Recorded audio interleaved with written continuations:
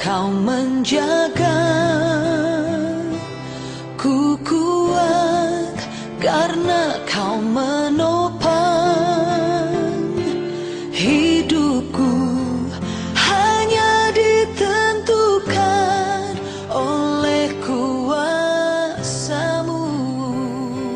Kasih karunia menyertai kamu dan damai sejahtera dari Tuhan Allah Bapa kita dan dari anaknya Tuhan Yesus Kristus. Amin.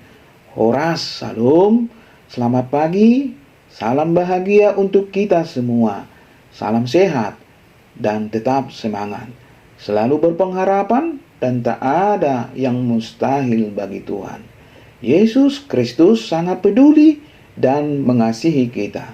Sahabat yang baik hati yang dikasihi oleh Tuhan Yesus Kristus, marilah kita menggunakan waktu sejenak untuk berdoa, membaca, dan merenungkan firman Tuhan untuk kita dengarkan pada pagi hari ini, Sabtu tanggal 12 Maret 2022, yaitu tertulis di dalam Injil Markus pasal yang ke-10, ayat 26 dan ayat 27. Demikian dikatakan firman Tuhan.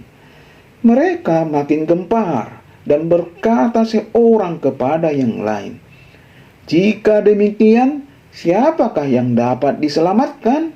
Yesus memandang mereka dan berkata, "Bagi manusia hal itu tidak mungkin, tetapi bukan demikian bagi Allah, sebab segala sesuatu adalah mungkin bagi Allah." Molo di bebeltai di dok masongonon. Jadi lam tarhalomong manasida, gabe masih padohama. Molo boti, ise ma tarbahen malua, di bereng Yesus manasida huhut madidok. Anggo di jolma dang tarbahen, alai dang songoni di debata. Aisa duhut nado tarbahen anggo di debata. Ima sahat na hatani debata. Sahabat yang baik hati yang dikasihi oleh Tuhan Yesus Kristus, jika seorang mengalami kecelakaan lalu lintas, apakah yang lebih dahulu kita tanyakan? Orangnya atau kendaraannya? Pasti orangnya. Mengapa? Karena nyawa manusia jauh lebih berharga daripada kendaraan. Kendaraan yang rusak masih bisa diperbaiki atau diganti dengan yang baru. Adapun nyawa manusia hanya satu dan tak ada gantinya. Begitu juga dengan kehidupan kita. Tuhan lebih tertarik mengubah diri kita lebih dahulu daripada mengubah keadaan kita. Kalau kita berubah dengan sendirinya, keadaan pasti berubah. Hari ini kita belajar bagian firman Tuhan yang merujuk kepada judul perikopnya, orang kaya sukar masuk kerajaan Allah. Markus pasal yang ke-10 ayat 17 sampai ayat 27. Suatu pengajaran Tuhan Yesus Kristus yang menyatakan bahwa kita seharusnya waspada dengan kondisi duniawi kita. Karena seringkali kekayaan, keunggulan kita di dunia ini menjadi penghambat pertumbuhan dan kebaikan rohani yang seharusnya terjadi dan kita berikan kepada Tuhan sebagai bentuk pelayanan dan pengabdian. Oleh karena itu, mari kita telusuri pengajaran firman Tuhan hari ini dan secara keseluruhan perikopnya dari ayat 17 sampai ayat 27. Sahabat yang baik hati yang dikasihi Tuhan Yesus Kristus, pengajaran pertama adalah pandanglah Tuhan Yesus sebagai Tuhan, bukan sekedar guru yang baik.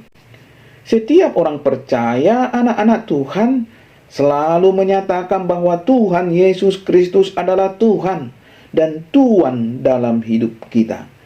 Namun seringkali hal tersebut hanyalah merupakan ucapan semata-mata, karena kita tidak pernah menjadikan Tuhan Yesus Kristus sebagai Tuhan yang kita sembah, Tuhan yang kita turuti, Tuhan yang kita kasihi, dan Tuhan yang kita utamakan dalam hidup kita. Seringkali kita menyatakan bahwa Tuhan Yesus Kristus hanyalah sekedar guru yang baik dalam hidup kita. Tuhan Yesus sebagai guru yang baik berarti kita menjadikan Dia sebagai pribadi yang kita hormati, yang kita kagumi, yang kita baca ajarannya, yang kita mengerti ajarannya, namun semuanya hanya sekedar batas pengertian. Namun kita tidak pernah tunduk, taat, tidak pernah menyembahnya secara benar, dan tidak mempergunakan firman Tuhan sebagai landasan iman dan dasar kehidupan kita. Kalau kita baca dari ayat 17 sampai ayat 20, menyatakan suatu kesaksian bagaimana seorang yang rindu masuk surga, rindu menerima kekekalan, dan mempunyai kerinduan hubungan yang dekat dengan Allah. Namun hanya memandang Tuhan Yesus sebagai guru yang baik semata-mata. Ayat 17 sampai ayat 20 itu menggambarkan seorang muda yang berkerinduan untuk masuk surga dan hidup kekal. Namun dalam hidupnya dia tidak mau menempatkan Tuhan Yesus sebagai Tuhan dan penebusnya. Dia hanya menempatkan Tuhan Yesus sebagai guru yang baik baginya, cara pribadi yang mengajarkan hal yang baik dan buruk, tetapi tidak pernah menjadikan dia sebagai dasar iman dalam kehidupannya. Orang yang menjadikan Tuhan Yesus sebagai guru yang baik akan menjadikan firman Tuhan hanyalah sebagai kebanggaan hidup dan bukan pandangan hidup. Dia tidak pernah menempatkan firman Tuhan sebagai bagian penting yang harus ditaati dan dijadikan pedoman dalam hidupnya. Firman Tuhan lebih sekedar menjadi panduan semata-mata yang tidak pernah diimplementasikan. Sahabat yang baik hati yang dikasihi oleh Tuhan Yesus Kristus, hidup adalah implementasi firman Tuhan. Inilah pengajaran yang kedua. Menarik apa yang dinyatakan Tuhan Yesus untuk memberikan kepastian tentang relasi antara iman, firman Tuhan, dan kehidupan yang kekal. Firman Tuhan ayat 22 sampai ayat 25 mengajarkan hal luar biasa dalam hidup kita, bahwa kehidupan kekal adalah kasih dari implementasi iman yang dinyatakan dalam kehidupan orang-orang percaya. Ketika seseorang menyatakan beriman kepada Tuhan, percaya kepada Tuhan, dan bahkan menjadi pelayan Tuhan, tetapi apabila hidupnya tidak dapat mengimplementasikan imannya kepada sesama, maka sesungguhnya dia sedang berdusta dan tidak layak menyatakan diri sebagai orang yang beriman dan percaya kepada Tuhan. Implementasi iman membutuhkan kerendahan hati terhadap sesama. Implementasi iman memerlukan pengorbanan terhadap sesama. Implementasi iman membutuhkan keyakinan akan pertolongan dan kasih karunia Tuhan yang diwujudkan melalui kasih terhadap sesama. Apabila kita masih kecewa, menjadi sedih, masih mementingkan kepentingan diri sendiri dan harta duniawi kita, atau bahkan kita mulai berpikir untuk meninggalkan Tuhan karena tidak ada keuntungan yang kita peroleh di dalam Tuhan, ingatlah bahwa sesungguhnya kita sedang mengingkari keyakinan kita dalam Tuhan dan mulai menuruti keinginan duniawi kita. Pengajaran yang ketiga, hidup dalam kasih karunia Allah. Ketika logika dan pemikiran kita mulai dihubungkan dengan iman, maka simpulan yang sering kita dapatkan adalah keraguan atau kemustahilan kita untuk meraih hal tersebut sebagaimana yang dinyatakan di ayat 26 sampai ayat 27. Iman sesungguhnya berbicara tentang keyakinan akan terwujudnya kemustahilan menurut duniawi dan kasih karunia Allah. Ayat 27, bagi manusia hal itu tidak mungkin, menyatakan bahwa sesungguhnya ada keterbatasan dalam hidup manusia untuk menjangkau rancangan dan pemikiran Allah yang dinyatakan dalam hidup kita.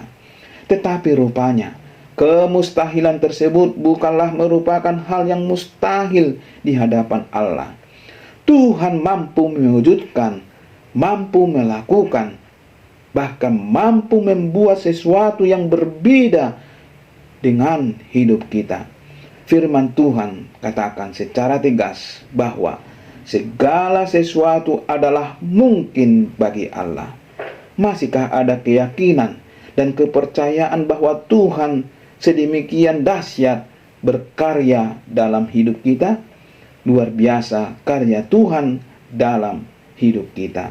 Dan Tuhan melakukan itu karena sedemikian besarnya kasih karunia yang dianugerahkan dalam hidup kita.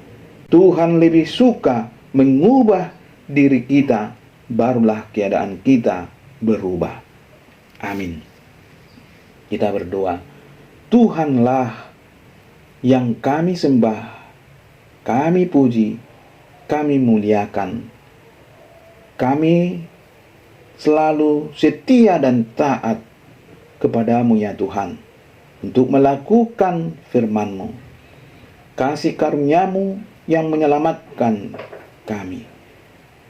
Kiranya perkenankan kami Tuhan untuk berubah dalam hidup kami ini, agar kami layak di hadapan-Mu, menerima segala berkat anugerah-Mu. Ampuni kami Tuhan dari dosa kesalahan kami, agar kami orang percaya yang layak menerima kasih karunia dan berkat-berkat-Mu. Terpujilah nama Tuhan. Di dalam nama Yesus kami berdoa. Amin. Horas, salam. Bagi Tuhan tak ada yang mustahil. Bagi Tuhan tak ada yang tak mungkin. Mujizatnya disediakan bagiku.